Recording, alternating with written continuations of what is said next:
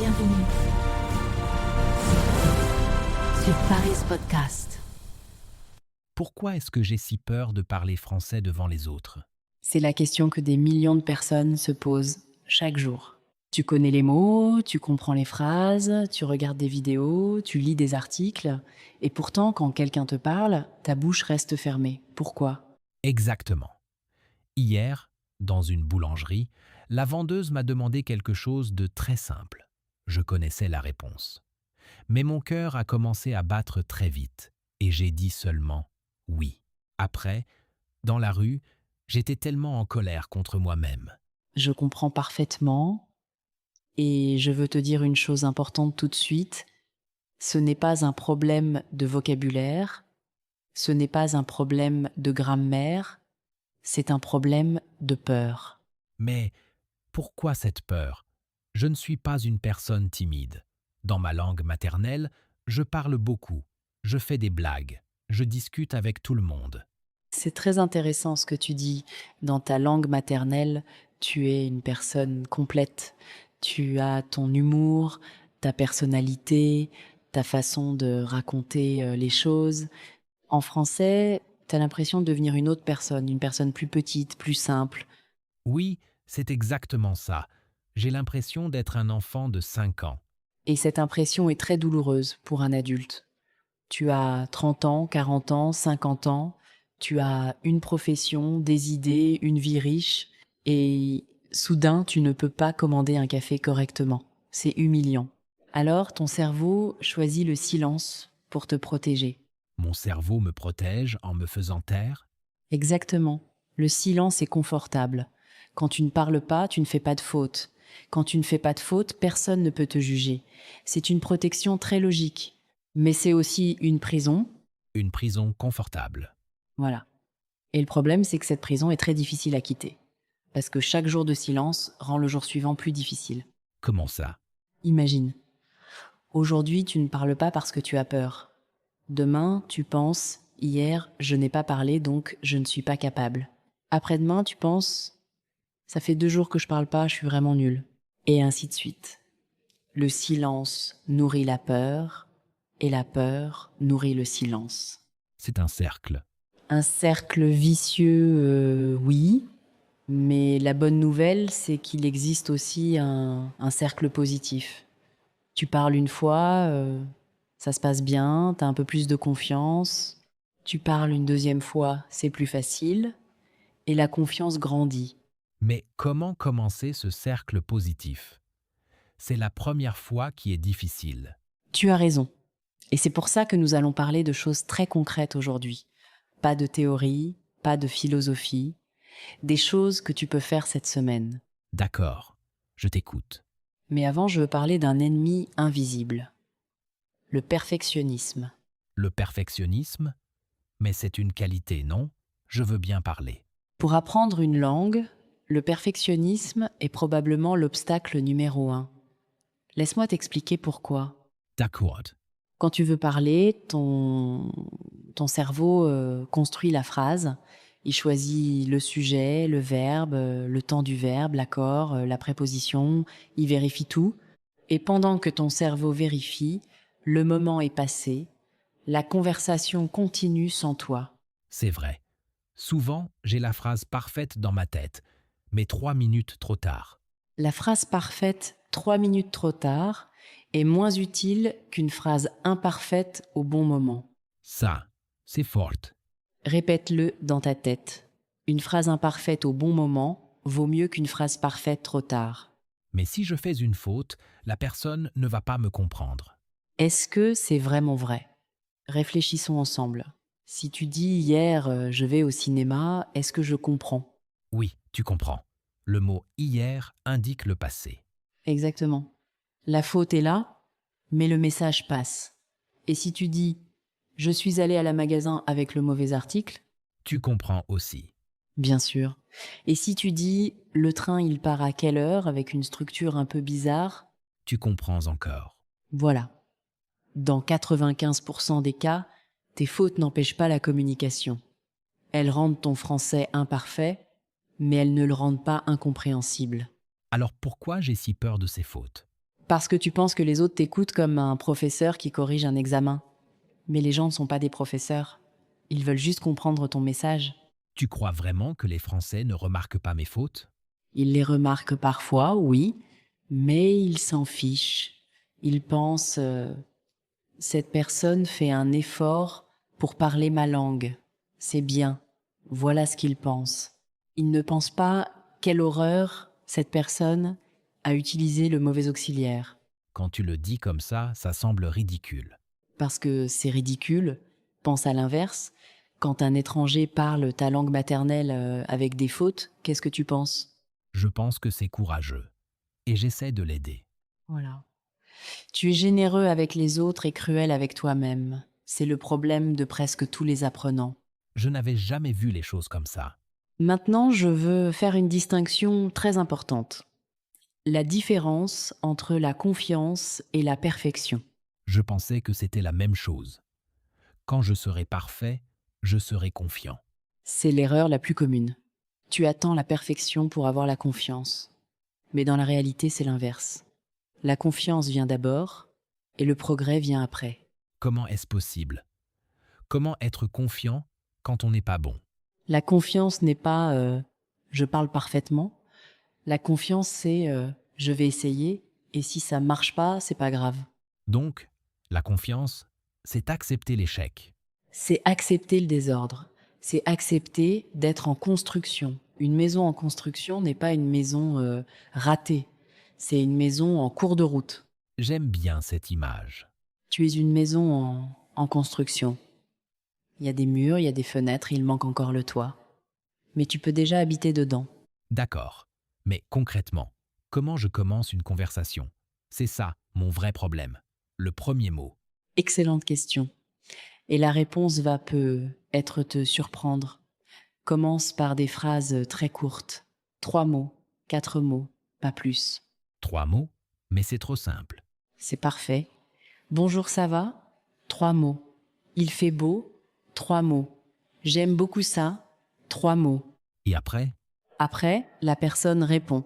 Et sa réponse te donne du matériel pour continuer.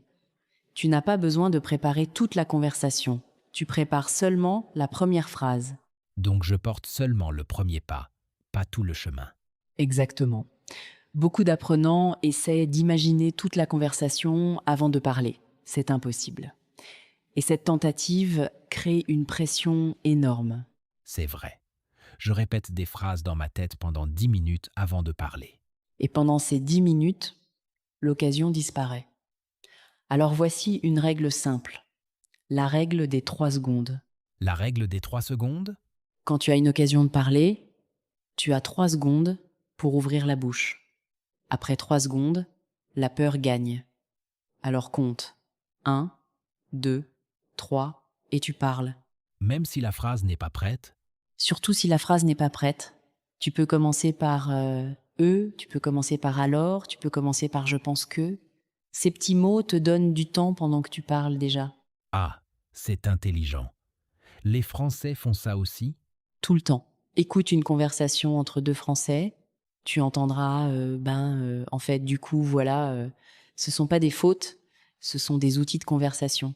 Je pensais que c'était mal de dire « Au contraire. Ça montre que tu réfléchis en français, pas que tu traduis dans ta tête. D'accord. Et si je ne comprends pas ce que la personne dit, c'est ma plus grande peur. Ah, la peur de ne pas comprendre. Parlons-en, parce que c'est très important. Beaucoup de gens restent silencieux, non pas parce qu'ils ne savent pas parler, mais parce qu'ils ont peur de ne pas comprendre la réponse. C'est exactement mon cas. Je peux poser la question, mais après, je suis perdu. Alors tu as besoin de phrases de secours. Des phrases que tu connais par cœur, automatiquement, sans réfléchir. Par exemple, Pardon, j'ai pas compris. Vous pouvez répéter, s'il vous plaît? Vous pouvez parler plus lentement? Qu'est-ce que ça veut dire? Comment on dit ça en français? ce sont des phrases simples. Simple, mais puissante. Parce qu'elle transforme un moment de panique en un moment de conversation normale. Demander une répétition n'est pas un échec, c'est une compétence. Une compétence? Absolument. Les gens qui parlent bien une langue étrangère ne comprennent pas tout, Ils savent juste demander de l'aide sans stress. Mais j'ai honte de demander 2 ou 3 fois. Alors change ta façon de demander. La première fois, pardon. La deuxième fois, vous pouvez répéter plus lentement. La troisième fois, excusez-moi, je débute en français. Vous pouvez le dire autrement? Ah, chaque fois c'est différent. Oui. Et cette dernière phrase est magique, je débute en français. Immédiatement, la personne ajuste sa façon de parler. Elle ralentit, elle utilise des mots plus simples. Donc, je peux annoncer mon niveau? C'est même recommandé. Dis-le au début. Bonjour, j'apprends le français, désolé pour les fautes, et tu verras la réaction. Les gens deviennent plus patients, plus gentils, plus encourageants. Je pensais que c'était une faiblesse de dire ça. C'est une force. Tu contrôles la situation au lieu de la subir. Si ce podcast vous aide à améliorer votre français, abonnez-vous à Paris Podcast. Votre soutien nous aide à créer de nouveaux épisodes chaque semaine. Emma, j'ai une question un peu bête. Il n'y a pas de questions bêtes ici. Est-ce que ça sert vraiment à quelque chose de parler tout seul chez soi? C'est une des meilleures techniques qui existent. Et je vais t'expliquer pourquoi scientifiquement, Vraiment? quand tu parles, 3 choses se passent. Ton cerveau choisit les mots, ta bouche fait des mouvements physiques, tes oreilles entendent le résultat. C'est un système complet.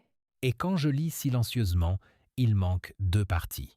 Exactement. Ta bouche ne s'entraîne pas. Tes muscles ne connaissent pas les sons français. C'est pour ça que certaines personnes lisent parfaitement mais ne peuvent pas parler. Mes muscles? Comme au sport? Exactement comme au sport. Parler une langue étrangère est un exercice physique. Ta langue, tes lèvres, ta gorge doivent apprendre des positions nouvelles. Le son U de tu, par exemple, n'existe pas dans beaucoup de langues C'est vrai, ce son est difficile pour moi. parce que tes muscles ne l'ont jamais fait avant. Il faut de la répétition, 100 fois, 1000 fois, comme un sportif. Alors concrètement, qu'est-ce que je fais chez moi? Plusieurs options. La première, décris ce que tu fais. Le matin, tu dis à voix haute « Je me lève, je vais dans la cuisine, je prépare un café, il fait froid aujourd'hui. Comme un commentaire de ma propre vie? » Voilà. C'est un peu étrange au début, mais ça marche extrêmement bien parce que tu utilises le vocabulaire de ta vie réelle, pas le vocabulaire d'un livre. C'est logique. J'ai plus besoin de parler de ma cuisine que de parler du système politique français. Exactement. Deuxième option, le monologue de 2 minutes. Tu choisis un sujet, tu regardes ta montre et tu parles pendant 2 minutes sans t'arrêter. Sans m'arrêter? Même si je fais des fautes? Surtout avec des fautes. L'objectif n'est pas la qualité, c'est la fluidité. Tu entraînes ton cerveau à continuer, même quand c'est difficile. Et le troisième? Le troisième, c'est l'imitation. Tu écoutes une phrase dans un podcast, tu la répètes exactement, avec la même musique, la même intonation. C'est comme chanter. Chanter? Le français a une musique particulière. Les phrases montent et descendent d'une certaine façon. Si tu copies cette musique, ton accent s'améliore sans que tu penses à la grammaire. Justement, parlons de l'accent. C'est un sujet qui me dérange beaucoup. 10. Moi. J'ai un accent très fort. Les gens me demandent toujours d'où je viens. Et parfois, j'ai l'impression que mon accent est une preuve de mon échec. Je veux te dire quelque chose de très clair. Ton accent n'est pas un échec. Ton accent est une histoire. Une histoire? Ton accent dit cette personne a vécu ailleurs, cette personne connaît une autre langue, cette personne a fait le voyage d'apprendre quelque chose de nouveau. C'est beau. Mais je veux parler comme un Français. Attention à cet objectif. D'abord, il y a beaucoup d'accents français différents. Un Marseillais ne parle pas comme un Parisien. Un Québécois ne parle pas comme un Belge. Il n'existe pas un seul Français parfait. C'est vrai, je n'y avais pas pensé. Ensuite, l'objectif n'est pas d'éliminer ton accent. L'objectif est d'être clair. Tant que les gens te comprennent facilement, ton accent est un détail charmant, pas un problème. Donc, je dois travailler la clarté, pas la ressemblance. Parfaitement dit. Concentre-toi sur quelques sons qui posent vraiment problème pour la compréhension. Le reste, laisse-le tranquille. D'accord. Mais j'ai un autre problème, très fréquent. Je commence une phrase et au milieu je bloque. Je ne trouve plus le mot. Et là, c'est la catastrophe. Ah, le blocage au milieu de la phrase. C'est un moment très inconfortable et presque tout le monde le vit. Alors préparons une stratégie. S'il te plaît. Première technique, explique le mot au lieu de le chercher. Tu veux dire tournevis, mais tu as oublié? Dis l'outil pour les vis. La personne va comprendre et souvent te donner le mot. Ah, donc je décris l'objet. Oui. La chose pour ouvrir les bouteilles, le magasin où on achète des médicaments, la personne qui répare les voitures, tu vois? Avec des mots simples, tu peux exprimer presque n'importe quelle idée. C'est comme un jeu. C'est exactement un jeu. Et les meilleurs apprenants sont ceux qui jouent bien à ce jeu. Deuxième technique, change de phrase. Comment ça? Si ta phrase est trop compliquée, abandonne-la. Recommence avec une phrase plus simple. Tu voulais dire « Si j'avais su qu'il pleuvrait, j'aurais pris mon parapluie ». Trop compliqué, dis « Il pleut, je n'ai pas de parapluie, dommage ». Le message est le même. Presque le même. Et c'est suffisant, les gens ne t'écoutent pas pour ta grammaire, ils t'écoutent pour ton idée. Et la troisième technique? Demande de l'aide directement, comment on dit, et tu montres l'objet ou tu dis le mot dans ta langue. Les Français adorent aider quand on demande gentiment Tu crois vraiment? essaye. Dis à quelqu'un excusez-moi, comment on dit ce mot en français? Tu verras, la personne devient professeur pendant 10 secondes et généralement elle est très contente. Donc, mon blocage peut créer une connexion. Voilà. Un moment de faiblesse devient un moment de contact humain. C'est le contraire de ce que tu imagines. Emma, parlons de la motivation. Il y a des jours où j'ai l'impression de ne pas progresser du tout. J'écoute, je lis, je répète, et je suis au même endroit. Ce sentiment est normal et il a une explication. Le progrès en langue n'est pas une ligne droite, c'est un escalier. Un escalier? Tu montes une marche, puis tu marches longtemps sur un plat, puis tu montes encore. Pendant la partie plate, tu as l'impression de ne rien faire, mais en réalité, ton cerveau organise tout ce que tu as appris. Donc le plat est nécessaire? Absolument nécessaire. C'est là que l'information devient automatique. Sans cette période, tu ne pourrais jamais parler sans réfléchir. Alors comment je sais que je progresse si je ne le sens pas? Il faut mesurer autrement. Ne mesure pas ton niveau, mesure tes actions. Combien de fois as-tu parlé cette semaine? Combien de minutes as-tu écouté? Donc je compte les efforts, pas les résultats. Exactement. Parce que les efforts, tu les contrôles. Les résultats arrivent tout seuls, avec du retard. Ça me rassure un peu. Et je veux te parler d'une idée qui a changé la vie de beaucoup d'apprenants. Les petites victoires quotidiennes. Qu'est-ce que c'est? Chaque jour, tu fais une petite chose en français et tu la reconnais comme une victoire, pas une grande chose, une petite chose. Par exemple?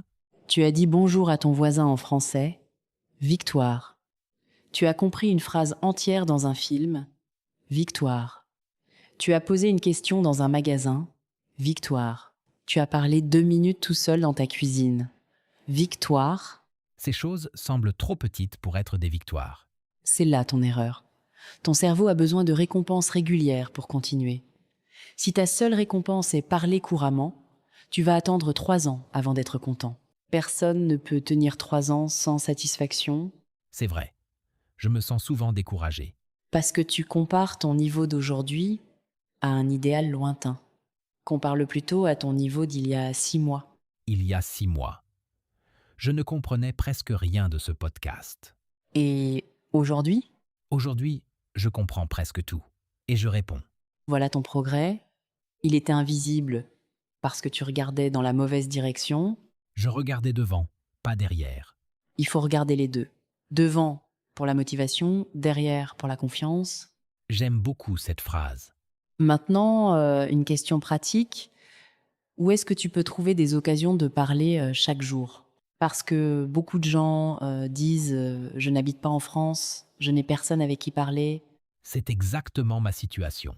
Alors, listons les possibilités ensemble. Première option, les échanges linguistiques en ligne. Il existe des applications où des francophones veulent apprendre ta langue. Vous parlez 30 minutes dans chaque langue. Ça, c'est équitable. Personne n'est le professeur. Exactement, et c'est important psychologiquement. Tu n'es pas un élève, tu es un partenaire. Deuxième option, les groupes de conversation en ligne. Mais parler devant un groupe, c'est encore plus intimidant. Au début, tu peux juste écouter. Reste silencieux pendant 2 ou 3 séances. Écoute comment les autres font des fautes. Ah, ça pourrait me rassurer. Beaucoup. Tu verras que tout le monde hésite, tout le monde se trompe, et personne ne meurt. Ensuite, tu diras une phrase, puis 2, puis tu participeras normalement. Et si je n'ai vraiment personne? Alors parle à ton téléphone. Enregistre-toi 2 minutes par jour. C'est pas une conversation, mais c'est de la production orale, et c'est ce qui manque à 90% des apprenants. Est-ce que je dois réécouter mes enregistrements? Je déteste ma voix. Tout le monde déteste sa voix, c'est universel. Mais oui, réécoute une fois par semaine, pas tous les jours, tu entendras des choses que tu ne remarques pas en parlant. Et je peux comparer avec le mois dernier. Voilà une excellente idée. Garde tes enregistrements. Dans 6 mois, tu vas être stupéfait. Emma, il y a une chose dont on n'a pas parlé. Le regard des autres apprenants. Parfois, je suis dans un groupe et quelqu'un parle beaucoup mieux que moi. Et là, je me ferme complètement. La comparaison, c'est un poison très efficace. Comment je fais pour l'éviter? D'abord, comprends une chose. Tu ne connais pas leur histoire. Cette personne qui parle si bien étudie peut être depuis 8 ans, ou elle a un partenaire français, ou elle a vécu à Lyon pendant 2 ans. Je vois seulement le résultat, pas le chemin. Exactement. Tu compares ton chapitre 3 avec leur chapitre 15. Ce n'est pas une comparaison honnête. Mais c'est difficile de ne pas regarder les autres. Alors change ce que tu regardes chez eux. Au lieu de penser ils sont meilleurs que moi, pense qu'est-ce qu'ils font que je ne fais pas. Transformer la jalousie en curiosité. Magnifique formulation. Demande-leur directement comment tu as appris, qu'est-ce qui t'a le plus aidé. Les gens adorent partager leurs méthodes. Et en plus, ça fait une conversation en français. Tu vois, tout devient une occasion de pratiquer. Il y a un autre moment très difficile pour moi, le téléphone. Ah, le téléphone. Sans doute la situation la plus difficile pour un apprenant. Pourquoi c'est si dur? Parce que tu perds tout le contexte visuel. Tu ne vois pas le visage, les gestes, les expressions. Et souvent, la qualité du son est mauvaise. Tu perds environ 30% de ta compréhension. Alors ce n'est pas ma faute si je panique au téléphone. Absolument pas. C'est objectivement plus difficile. Alors prépare-toi différemment. Écris tes phrases avant d'appeler. Je peux lire pendant l'appel? Bien sûr. Personne ne te voit. Écris ta première phrase mot par mot. Bonjour, je vous appelle pour prendre un rendez-vous. Écris aussi tes phrases de secours. Ça enlève beaucoup de pression. Et commence par des appels faciles, un restaurant pour demander l'heure d'ouverture, une boutique pour demander s'ils ont un produit, des conversations de 30 secondes. Des micro-conversations. Voilà. On commence pas par un marathon, on commence par 100 mètres. Emma, je veux te poser une question personnelle. Est-ce que toi, tu as déjà appris une langue étrangère? Oui, l'anglais et un peu l'espagnol. Et je me souviens très bien de la peur dont on parle. Vraiment? Toi aussi? Bien sûr. Mon premier voyage à Londres, j'étais terrifiée. J'ai commandé un sandwich et la personne m'a posé une question que je n'ai pas comprise. J'ai dit yes sans savoir pourquoi. Et qu'est-ce qui s'est passé? J'ai reçu un sandwich avec des choses que je n'aime pas. Mais j'étais tellement soulagée d'avoir survécu à la conversation que je l'ai mangé sans rien dire. Ça me rassure énormément. Et voilà pourquoi je te le raconte. Tout le monde a des histoires comme ça. Chaque personne qui parle 2 langues a été ridicule au moins 100 fois. Donc, le ridicule fait partie du processus. Le ridicule est le prix d'entrée. Si tu refuses de payer ce prix, tu ne peux pas entrer. C'est brutal, mais c'est vrai. Et je vais te dire quelque chose d'encore plus important. Les moments les plus embarrassants sont ceux que tu retiens le mieux. Comment ça? Quand tu fais une erreur devant quelqu'un et que tu ressens cette petite honte, ton cerveau marque le moment comme important. Tu n'oublieras plus jamais ce mot. Donc la honte est un professeur. Un professeur désagréable, mais très efficace. Alors quand ça arrive, ne fuis pas le souvenir. Dis-toi, parfait, je viens d'apprendre quelque chose définitivement. J'aime cette façon de retourner la situation. C'est tout l'art de la confiance. C'est pas ne jamais tomber, c'est se relever rapidement et sans drame. Emma, si tu devais donner un seul conseil, un seul, quel serait-il? Un seul. Alors je dirais, parle avant d'être prêt, parce que tu ne seras jamais prêt. Il n'existe pas de moment où tu te réveilles et tu penses, voilà, maintenant je suis prêt à parler français. Ce moment n'arrive jamais. Jamais. La préparation est infinie. Il y aura toujours un temps verbal que tu ne maîtrises pas, un vocabulaire que tu ne connais pas. Alors commence maintenant, avec ce que tu as. Avec mes fautes et mon accent. Avec tes fautes, ton accent, tes hésitations et tes silences. C'est comme ça que tout le monde a commencé. Tu sais, en parlant avec toi aujourd'hui, j'ai remarqué quelque chose. 10. Moi. J'ai parlé pendant longtemps sans avoir peur. J'ai fait des fautes, sûrement, mais j'ai oublié d'avoir peur. Et c'est exactement ça le secret. La peur ne disparaît pas quand tu deviens meilleur. La peur disparaît quand tu es concentré sur le message au lieu de la forme. Quand je pense à ce que je veux dire, pas à comment je le dis. Voilà. La confiance n'est pas l'absence de peur. C'est l'attention placée ailleurs. Je vais essayer de me souvenir de ça. Et vous, dans quelle situation vous sentez-vous le moins à l'aise pour parler français? Écrivez votre réponse en français dans les commentaires. Nous lisons tous vos messages. J'ai hâte de lire les réponses. Je suis sûr que beaucoup de gens ont les mêmes peurs que moi. C'est certain. Et c'est ça, la chose la plus importante à comprendre aujourd'hui. Tu n'es pas seul. Cette peur que tu ressens, des millions de personnes la ressentent au même moment, partout dans le monde. Ça fait du bien de le savoir. Alors résumons les points essentiels de cet épisode.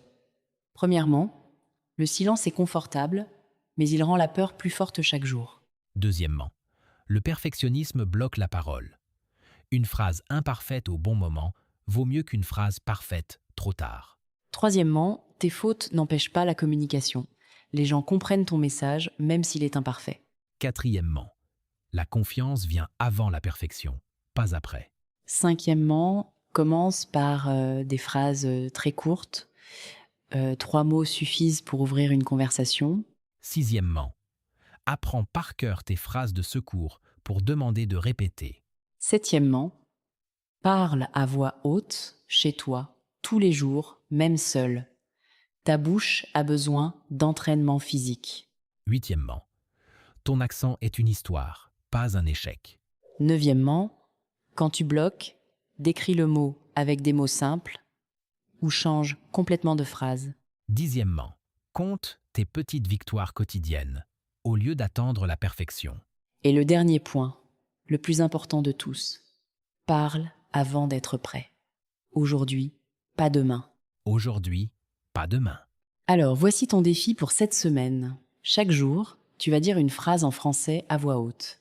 Une seule phrase. Ça peut être à quelqu'un, ça peut être à ton téléphone, ça peut être à ton miroir.